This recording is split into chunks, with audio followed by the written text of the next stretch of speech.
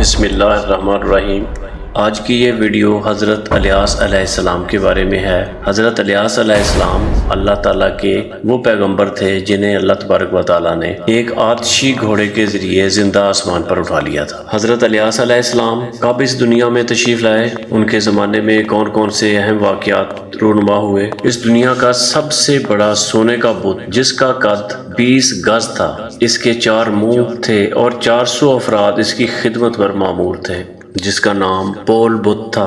لوگ اس بت کی پوجا کیوں کرتے تھے اور سینکڑوں سالوں سے لوگوں نے اس بت کو اپنا خدا مانا ہوا تھا۔ وہ آتشی گھوڑا کہاں سے آیا تھا جس پر حضرت الیاس علیہ السلام سوار ہو کر زندہ آسمان پر اٹھائے گئے تھے؟ عزیز دوستو، آج کی اس ویڈیو میں ہم ان تمام سوالوں کے جوابات قرآن و حدیث کی روشنی میں آپ کی خدمت میں پیش کریں گے۔ آپ سے گزارش ہے کہ آپ اس ویڈیو کو پورا سنیے۔ الیاس علیہ السلام نے بولیک نامی شہر کو اپنی دعوت کا مرکز بنایا۔ حضرت الیاس علیہ السلام اللہ تعالیٰ کے نبی اور حضرت ہارون علیہ السلام کی اولاد میں سے تھے۔ آپ تقریباً 900 قبل مسیح اردن کے شہر جلاد میں پیدا ہوئے۔ قرآن کریم اور مستند احادیث کی روشنی میں حضرت الیاس علیہ السلام کی زندگی کے تفصیل سے واقعات تو نہیں ملتے، لیکن قرآن کریم میں آپ کا ذکر 2 مقامات پر آیا ہے۔ ایک سورہ نام میں، جہاں دیگر انبیاء علیہ السلام کے ساتھ آپ کا اسم گرامی بھی مذکور ہے، اور دوسرا سورہ صافات کی آیت نمبر 123 میں ارشاد ہے، اللہ تبارک و تعالیٰ فرماتے ہیں کہ الیاس علیہ السلام بھی پیغمبروں میں سے تھے۔ قرآن کریم میں آپ کا نام حضرت الیاس علیہ السلام، جبکہ انجیل یونا میں آپ کا ذکر ایلیا نبی کے نام سے کیا گیا ہے۔ کئی معتبر کتابوں میں بھی آپ علیہ السلام کا نسب نامہ یوں تحریر کیا ہے: الیاس بن یاسین بن فخاس بن یازاز بن ہارون۔ حضرت الیاس علیہ السلام کی بہت قرآن و حدیث سے زیادہ ڈیٹیل سے معلوم نہیں ہوتی، البتہ تاریخی کتابوں میں اور اسرائیلی روایات میں آپ علیہ السلام حضرت حزقیل علیہ السلام کے بعد اور حضرت یسیع علیہ السلام سے پہلے نبی اسرائیل کی طرف مبعوث فرمائے گئے۔ یہ وہ زمانہ تھا جب بنی اسرائیل کی سلطنت 2 حصوں میں بٹ چکی تھی۔ ایک حصہ یہودا یا یہودیہ کہلاتا تھا اور اس کا مرکز بیت المقدس تھا، اور دوسرا حصہ اسرائیل کہلاتا تھا جس کا پایا تخت سامرا موجودہ نابلس تھا۔ اس وقت اسرائیل کے بادشاہ کا نام بائبل میں اخیب اور اس کی بیوی کا نام عزیبل تحریر کیا گیا ہے، جو کہ بول نامی بت کی پرستار تھی۔ اس نے بول کے نام سے ایک بہت بڑی قربان گاہ بھی تعمیر کی ہوئی تھی۔ بنی اسرائیل کی پوری قوم کو بت پرستی کی راہ پر اس خاتون نے لگایا ہوا تھا۔ حضرت الیاس علیہ السلام کو اللہ تعالیٰ کی طرف سے حکم ہوا کہ وہ اس خطے میں جا کر توحید کی تعلیم دیں اور اسرائیلیوں کو بت پرستی سے روکیں۔ حضرت الیاس علیہ السلام کو ملک شام کے یہودیوں اور اسرائیلیوں کو توحید کی دعوت دینے کے لیے بھیجا گیا تاکہ کفر و شرک اور بت پرستی میں غرق اس قوم کو راہ راست پر لایا جا سکے اور یہ بھٹکے ہوئے لوگ ایک اللہ تعالیٰ اور اس کے رسول پر ایمان لے آئیں۔ قوم الیاس کا سب سے بڑا دیوتا بول نامی بت تھا، جو کہ یہودیوں اور اسرائیلیوں کا سب سے بڑا مشہور دیوتا تھا۔ کہا جاتا ہے کہ وہ بت سونے کا تھا اور اس کا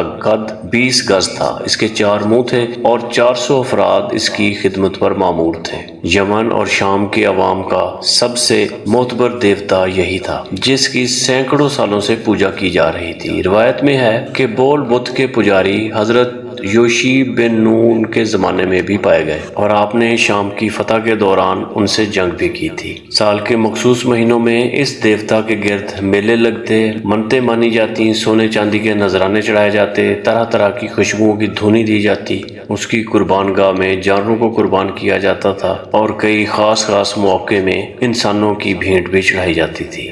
عبرانی اور سامی زبانوں میں بول کے معنی آقا، پروردگار، مالک اور سردار کے ہیں، اسی لیے عرب کی خواتین اپنے شوہروں کو بھی بول کہتی تھیں۔ بعض مورخین نے لکھا ہے کہ حجاز کا مشہور بت بول بھی بول کی ہی ایک شکل کا تھا۔ قرآن کریم میں ارشاد باری تعالیٰ ہے، اور الیاس بھی پیغمبروں میں سے تھے جب انہوں نے اپنی قوم سے کہا، تم ڈرتے کیوں نہیں؟ کیا تم بول کو پکارتے ہو اور اسے پوجتے ہو اور سب سے بہتر پیدا کرنے والے کو چھوڑ دیتے ہو؟ یعنی اللہ تعالیٰ کو جو تمہارا اور تمہارے اگلے باپ دادا کا پروردگار ہے۔ تو ان لوگوں نے آپ علیہ السلام کو جھٹلا دیا، سو وہ دوزخ میں حاضر کیے جائیں گے۔ البتہ اللہ تعالیٰ کے خاص بندے مبتلا عذاب نہیں ہوں گے۔ اور ہم نے بعد کے لوگوں میں الیاس علیہ السلام کا ذکر باقی رکھا۔ قرآن کریم میں ارشاد باری تعالیٰ ہے، الیاس پر سلام ہو، بلا شبہ ہم نیکوکاروں کو ایسا ہی بتلا دیتے ہیں، بے شک وہ ہمارے مومنوں میں سے خاص بندے تھے۔ حضرت الیاس علیہ السلام نے ملک شام کے سب سے مشہور شہر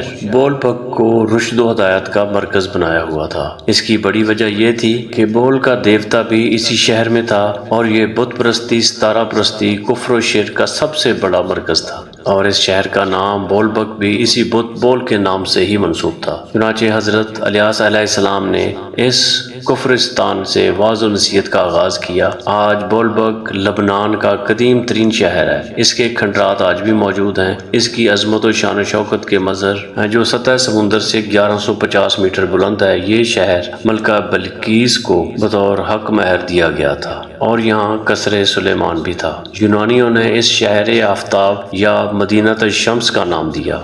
رومی عہد میں بھی اس شہر کی بہت اہمیت تھی۔ رومی حکمرانوں نے اسے اپنی نو آبادی بنا لیا تھا۔ 1154 عیسوی میں نور الدین زنگی نے اسے فتح کیا۔ 1170 عیسوی میں ایک زلزلے کی وجہ سے یہ شہر تباہ و برباد ہو گیا، مگر پھر نئے سرے سے آباد ہوا، اور یہیں اسی شہر میں حضرت الیاس علیہ السلام کا مزار مبارک۔ حضرت الیاس علیہ السلام نے اسرائیل کے بادشاہ اخیب اور اس کی رعایا کو بول نامی بت کی پرستش سے روکا اور انہیں توحید کی دعوت دی، مگر ایک دو افراد کے سوا کسی نے بھی آپ کی بات نہیں مانی، بلکہ آپ کو طرح طرح سے پریشان کرنے لگے، یہاں تک کہ اخیب اور اس کی بیوی عزیبل نے آپ کو شہید کرنے کے منصوبے بنا ڈالے، جس پر آپ نے ایک بہت دور جگہ پر ایک غار میں پناہ لی اور ایک عرصہ دراز تک وہاں مقیم رہے۔ بعد ازاں آپ نے دعا فرمائی کہ اسرائیل کے لوگ قحط سالی کا شکار ہو جائیں، تاکہ اس قحط کو دور کرنے کے لیے آپ ان کو معجزات دکھائیں تو شاید وہ ایمان لے آئیں۔ ان کی دعا پوری ہوئی۔ اللہ تعالیٰ نے اس پورے علاقے کو شدید قحط میں مبتلا کر دیا۔ اس کے بعد حضرت الیاس علیہ السلام اللہ تعالیٰ کے حکم سے اخیب سے ملے اور اس سے کہا کہ یہ عذاب اللہ تعالیٰ کی نافرمانی کی وجہ سے ہے، اگر تم لوگ اب بھی اپنی اس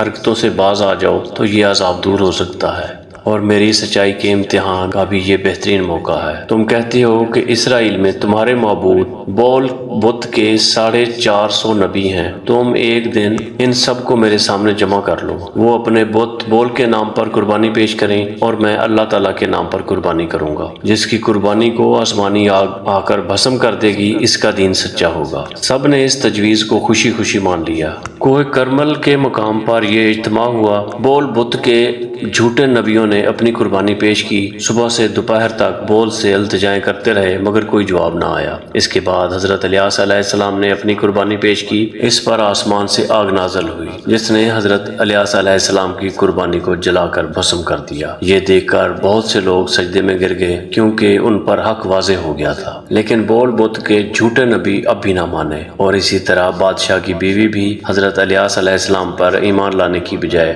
الٹی ان کی جان کی دشمن ہو گئی۔ حضرت الیاس علیہ السلام کو ان کے عزائم کا پتہ چلا تو آپ روپوش ہو گئے۔ کچھ عرصے بعد آپ نے اسرائیل کے دوسرے ملک یہودیہ میں تبلیغ شروع کر دی، کیونکہ رفتہ رفتہ بول پرستی کی وبا وہاں بھی پھیل چکی تھی۔ وہاں کے بادشاہ نے بھی آپ کی بات نہ سنی، یہاں تک کہ وہ حضرت الیاس علیہ السلام کی پیشگوئی کے مطابق تباہ و برباد ہو گیا تھا۔ چند سال بعد حضرت الیاس علیہ السلام دوبارہ اسرائیل تشریف لائے اور بادشاہ کو راہ راست پر لانے کی کوشش کی، مگر وہ بدستور اپنی بدعمالیوں میں مبتلا رہا، یہاں تک کہ انہیں بیرونی حملوں، مہلک بیماریوں کا شکار بنا دیا گیا۔ اس کے بعد اللہ تعالیٰ نے اپنے نبی کو واپس بلا لیا۔ حضرت الیاس علیہ السلام بادشاہ کے ظلم و ستم سے تنگ آ کر ایک غار میں رہنے لگے تھے۔ انہوں نے تقریباً 10 سال کا عرصہ روپوشی میں بسر کیا، پھر اللہ تعالیٰ نے اس بادشاہ کو ہلاک کر دیا۔ دوسرا بادشاہ تخت نشین ہوا تو حضرت الیاس علیہ السلام اس کے پاس تشریف لے گئے، اسے دعوت توحید دی، جس پر ایک بہت بڑی تعداد ان پر ایمان لے آئی، اور صرف 10,000 لوگ باقی رہ گئے جنہیں قتل کر دیا گیا تھا۔ وادی سینا میں واقع جبل طور